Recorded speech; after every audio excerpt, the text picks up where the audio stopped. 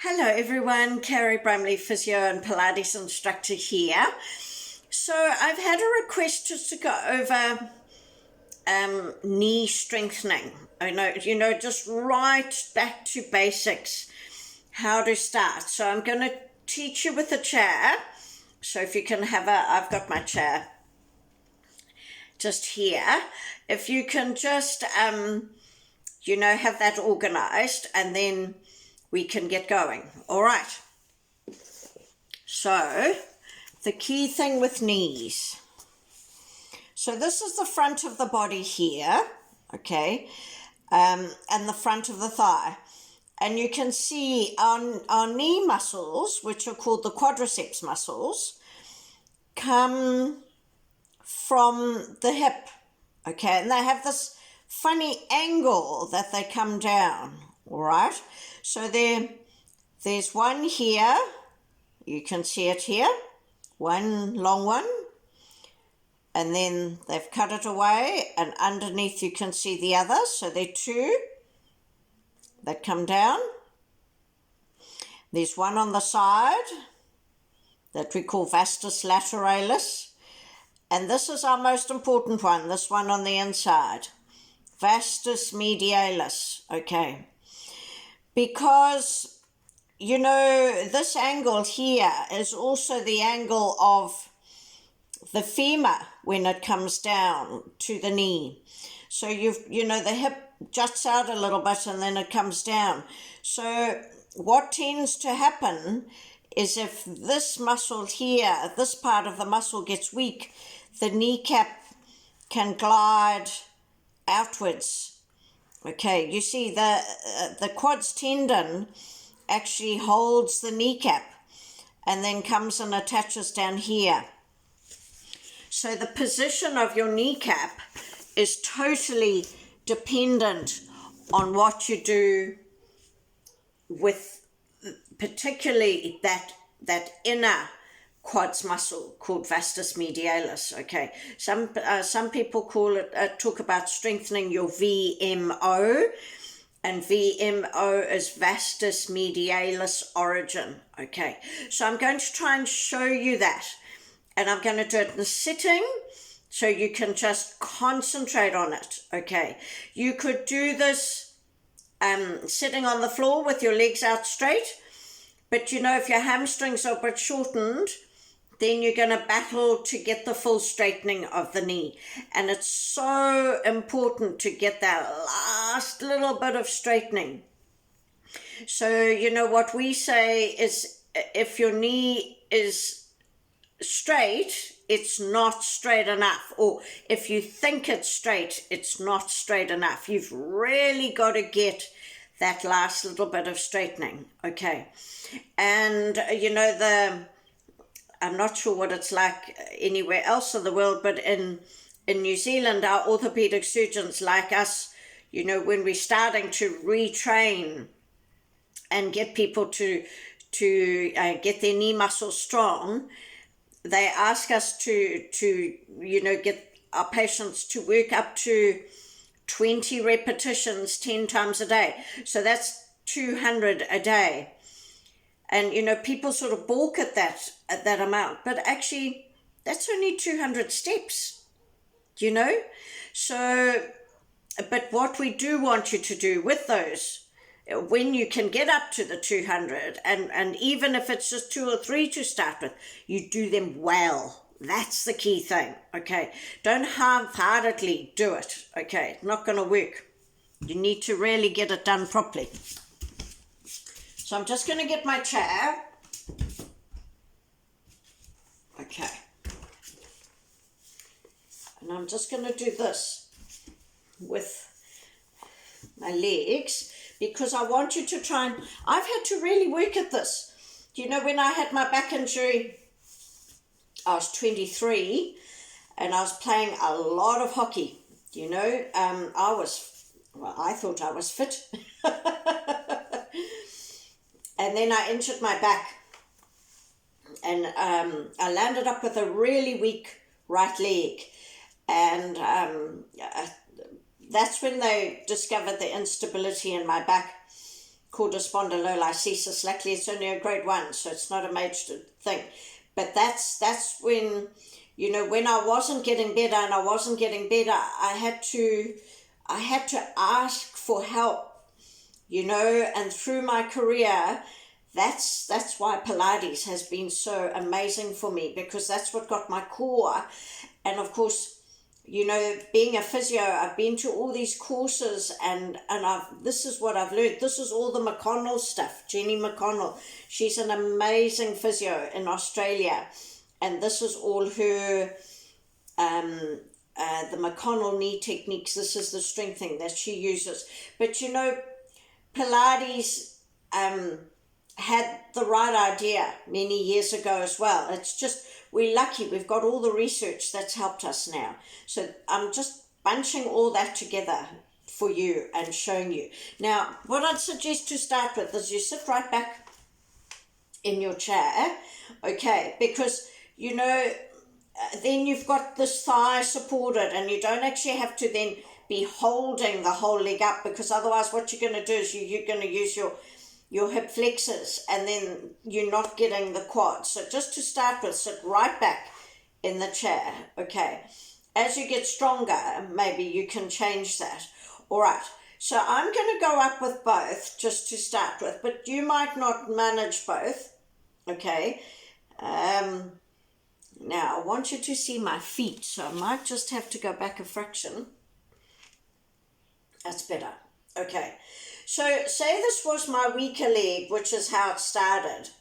You know, you want to straighten one, and I like to bring the toes up because it really makes me get that last straightening. If I'm pointing the toes, I tend to bend my knee, okay? So say I get this one to here, and this one's about here. Well, that is not straight enough, okay? You've got to really aim at getting those knees straight. All right, you can see I've still got to really work at that to get those knees even, and I'm really working in that. I don't know if you can see, but what you want is these bobbly bits showing here, okay? And you can also just see a bobbly bit here. Now, when I started working these, I didn't have any of that, and it's taken me years. Well, what am I, 54 this year, and I had my injury when I was 23, you know, so just take some time, but just keep at it, and as the years go on, as the months go on, you will get stronger. Okay, so when you're doing this, so I'm not actually leaning against the chair, I'm sitting up a little bit, okay, because then when you straighten the knees, you are also stretching the hamstrings and the calf muscles, okay? And that's why I also like the toes to the nose. So you're just doing a whole heap of things. So here we go. Breathe in. Breathe out. Pull in to straighten. So you want inner range. You really want to straighten as much as you can. Breathe in. Breathe out to come down. Okay. Let's do another one like that. Breathe in. Breathe out to come up. Straighten, straighten, straighten. Breathe in. Out to come down. Okay. So that gets the straight muscles. Okay. Now what we want to do is work the inside. We don't tend to strengthen these outer ones as much because they actually work in our daily basis. They actually work more than these. So we tend to, because these are the ones that really get weak, and these are the ones that if you don't have them strong, you're not going to keep that kneecap in line, and it's going to keep sliding even just a tiny bit, and it really causes havoc in the knee, okay? All right, so what we're going to do now is try and emphasize these ones, okay? Just go one leg with this, okay? So we're going to go up, breathe out, one leg, as straight as you can. Now you want to, in that straight position, you want to think of turning that whole leg. So it's not just the foot, okay? You want to roll the whole leg out like that.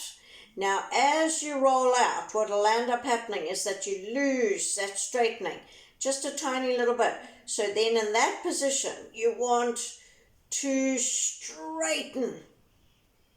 Keep it straight, back to the middle, and down. Okay, so you'll feel it here. Now, you don't want it to cramp. Okay, so if it's cramping, you're going to have to just work short of that cramping until it gets strong enough to be able to hold that straight position. Okay, cramping just means it's just not strong enough. Okay, breathe out to come up. So straight. Now you want to keep that straight. Turn the whole leg out. So heel in or kneecap out. But it's the whole leg that's got to turn. Then in that position, you really want to straighten it. Keep that straight. Back to the middle. Breathe out, pull in to come down. So that's sort of the pace you want to do it until eventually you can do both. And then you can see, that's what mine used to do all the time, just used to lag like that. So you want to then have them both even, okay? And you just work away. So that might be all you can start with to begin with. And then gradually, you increase to those 20 reps, okay? 10 times a day, if you can. So 10 times a day is hourly, okay? So what we're trying to do with that, you see your muscles fatigue. So if you can do the 20 reps properly and just let it go, then come back to it the next hour. You're reminding the brain and you're making those muscles activate again. And so, that's it. If you just do lots of little bits through the day, it really makes a difference. Okay. Now, I'm just going to show you in standing how you can do the same thing. Okay. So in standing, you can be like this, feet hip distance apart, and you can go from a bent leg to thinking of really, I tend to squeeze my buttocks as well, because that helps me to, so you really want to get those knees squeezing. So if I go side on, like this, go from bent, you see that's not straight. So you want to go as straight as you can. Breathe in and out to come out of it. And then if you want to get the inner thigh, so this is our ballerina position, isn't it? With our feet, except they usually are like that. Okay. You don't have to be like that. So squeeze the buttocks, and you want those knees to really squeeze. Breathe in and out to bend. Breathe out to straighten. Breathe in and out to bend. Okay. So, when you're practicing your repetitions, they don't have to always be in sitting. We tend to teach sitting because you can then just concentrate on the knee and what that's doing. But we need to be able to know what our legs are doing in standing as well. Okay, so practice it in standing, because, then you can even just do 2 or 3 reps, just, when you have those little moments. Okay, all right, hopefully that'll help for the beginning of quads strengthening. Okay, so or inner range quads, or VMO strengthening. Those are all the little things that that we talk about. And in Pilates, when we're doing exercises, we say, well, this is what he says, you push the heel to the ceiling. And that's a lovely way of thinking about it when we're doing our exercises. Okay, but it's the same outcome. All right. Please subscribe, and I love to hear your comments and your feedback. Thank you. Bye.